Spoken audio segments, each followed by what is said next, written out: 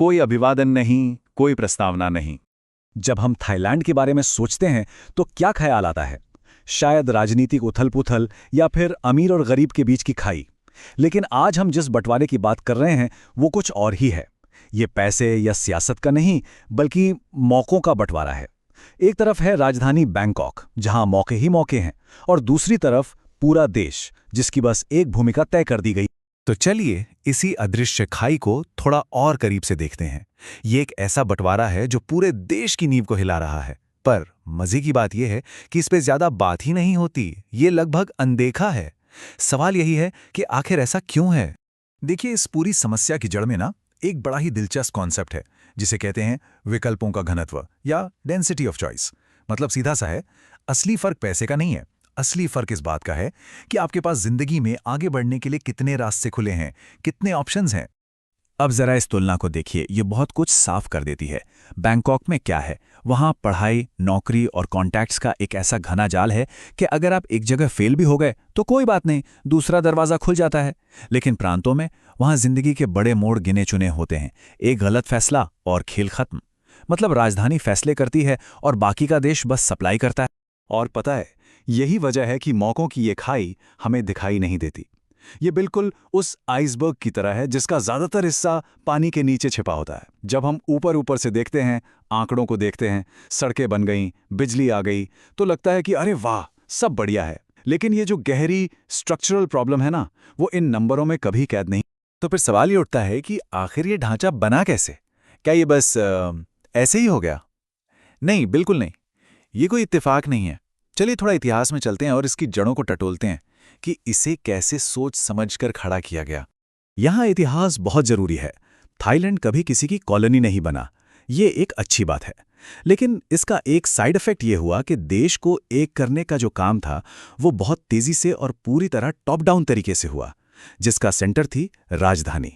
सारी ताकत, सरकार, पढ़ाई लिखाई, बिजनेस, सब कुछ बैंकॉक में आके जमा हो गया। और इस पूरे प्रोसेस में प्रांतों का रोल क्या बना? बस एक सप्लायर का, जो राजधानी को लेबर, खेती का सामान और दूसरे रिसोर्स भेजते रहें। यहाँ पे एक बड़ा जरूरी सवाल दिमाग में आता है, भाई अगर ये बंटवारा इतना गहरा है, इतना ढांचागत है, तो इसके खिलाफ कोई बड़ा गुस्सा, कोई आंदोलन क्यों नहीं देखने को मिला? इसका जवाब ना थोड़ा पेचीदा है और वो समाज और लोगों की सोच में छिपा है। इसकी दो बड़ी वजहें समझ आती हैं। पहली तो है थाई कल्चर, जहां लोग आमने सामने के टकराव से थोड़ा बचते हैं।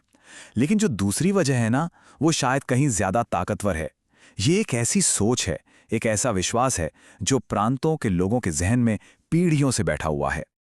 और वो सोच ये है, यही वो लाइन है जो पीढ़ियों से प्रांतों के नौजवानों ने सुनी है कि अगर जिंदगी में कामयाब होना है तो तुम्हें बैंकॉक जाना ही पड़ेगा। और ये बात उनके अंदर तक बैठ चुकी है। और देखिए, ये जो सोच है ना, ये दो धारी तलवार जैसी है। एक तरफ तो ये नौजवानों को एक उम्मीद देती है, एक सपना देती है, पर दूसरी तरफ ये एक तरह का दिमागी जाल है। ये उनके अपने शहरों को, उनके अपने घरों को बस एक रास्ते का पड़ाव बना देती है, एक ऐसी जगह जिसका अपना कोई भविष्य नहीं है। लेकिन हाँ, हाल के सालों में चीजें थोड़ी बदल रही हैं। अब लोगों में ये एहसास घर कर रहा है कि यार, शायद बैंकॉक जाकर भी कामयाबी ना मिले।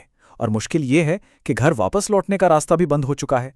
तो ये अब उम्मीद और मजबूरी का एक अजीब सा मिक्सचर बन गया है। अभी तक शायद ये सब एक सामाजिक या रीजनल मुद्दा लग रहा होगा, लेकिन अब ये जो अंदरूनी असंतुलन है, ये पूरे देश के लिए एक बहुत बड़ी आर्थिक मुसीबत बन चुका है। चलिए समझते हैं कैसे।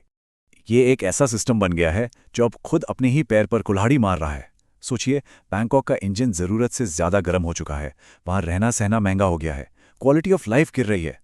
और दूसरी तरफ प्रांतों से जो सबसे होशियार लोग हैं, यानी जो ईंधन है, वो लगातार बाहर बह रहा है। इससे वहां का विकास रुक गया है। तो नतीजा क्या हुआ? पूरा देश एक ही इंजन के भरोसे चल रहा है, जो कि बहुत बहुत ज्यादा रिस्की है। और ये चार्ट इस पूरी कहानी को नंबरों में दिखाता है। जब हम थाईलैंड को उसके पड़ोसियों जैसे वियतनाम और इंडोनेशिया के साथ रखते हैं, तो साफ दिखता है कि उसकी आर्थिक रफ्तार धीमी पड़ रही है। और इसकी एक बड़ी वजह यही अंदरूनी प्रॉब्लम्स हैं। तो आखिर में थाईलैंड की इस कहानी को सिर्फ एक देश की नाकामी की तरह देखना ठीक नहीं होगा, बल्कि ये दूसरे विकासशील देशों के लिए एक बड़ी चेतावनी है, एक वेकअप कॉल है। और हाँ, एक बात बिल्कुल साफ समझनी होगी, सिर्फ पैसा बांट देने से या कुछ ऊपरी सुधार करने से ये समस्या हल नहीं होगी। क्यों? क्योंकि ये पैसे की नहीं, बल्कि पूरे सिस्टम की, पूरे ढांचे की प्रॉब्लम है। तो फिर असली रास्ता क्या है? इसके लिए कुछ बड़े और बुनियादी बदलाव करने होंगे। पहला, ताकत को बांटना होगा, यानी डिसेंट्रलाइजेशन, ताकि प्रांत अपने फैसले खुद ले सकें। दूसरा, मौकों को फैलाना होगा, मतलब अच्छी पढ़ाई और इंडस्ट्री को राजधानी से बाहर ले जाना होगा। और शायद सबसे जरूरी तीसरा कदम, लोगों की सोच बदलनी होगी। युवाओं के मन में ये विश्वास जगाना होगा कि कामयाबी उनके अपने शहर में भी मिल सकती है। थाईलैंड की ये जो कहानी है ना, ये सिर्फ थाईलैंड की नहीं है। ये जापान, साउथ कोरिया और चीन जैसी बड़ी इकोनॉमीज के लिए भी एक तरह का ट्रेलर है, क्योंकि वो भी कमोबेश इसी मॉडल पर चले हैं।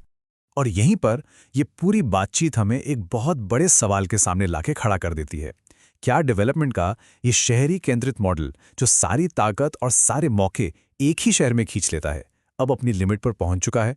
ये एक ऐसा सवाल है जिसका जवाब सिर्फ थाईलैंड ही नहीं, बल्कि दुनिया के कई देशों का भविष्य तय करेगा।